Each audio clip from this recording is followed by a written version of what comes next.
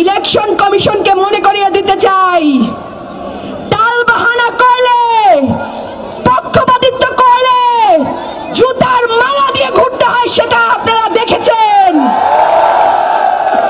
আপনারা যে আমাদের নিবন্ধন নিয়ে টালবাহানা করবেন, এগুলো আমরা আগেই ধরে নিয়েছিলাম।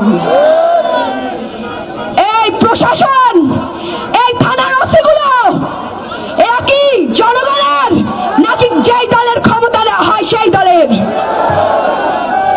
প্রশাসনকে জানিয়ে দিতে চাই,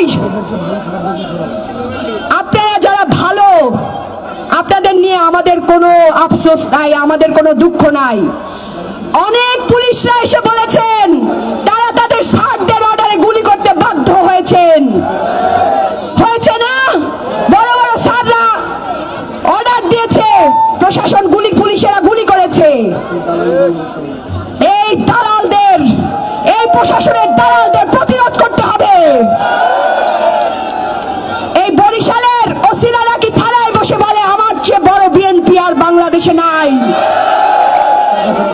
ওসিদেরকে বলে দিতে চাই, আপনারা যদি জনগণের না হয় বিএনপির হয়ে থাকেন, তাহলে বিএনপির পার্টি অফিসে গিয়ে ঝাড়ু মোছা করেন, ওইখানে ঝাড়ু মোছা করে বেতন নেন, জনগণের টাকায় বেতন নিয়েন না। বাংলাদেশের বিচার সংস্কার হবে, নতুন সংবিধান হবে, তারপর নির্বাচন হবে। বরিশালে একটা হাসপাতাল আছে, শেরেবাংলা মেডিকেল কলেজ হাসপাতাল। এই হাসপাতালটা শুধু কাঠামো হয়ে পড়ে আছে, এখানে আইসিইউ আছে, আইসিইউর সেটআপ নাই। এখানে ডাক্তার আছে, সরঞ্জামাদি নাই। এর চারপাশে ক্লিনিকের সিন্ডিকেট আছে। কোন সিন্ডিকেট বরিশালে চলবে না, কোন মাদকের সিন্ডিকেট বরিশালে চলবে না, কোন চাঁদাবাজের সিন্ডিকেট বরিশালে চলবে না, কোন মাদকবাজের সিন্ডিকেট বরিশালে চলবে না। যারা পাথর দিয়ে মানুষ হত্যা করে তাদের জায়গা বরিশালে হবে না ইনশাআল্লাহ।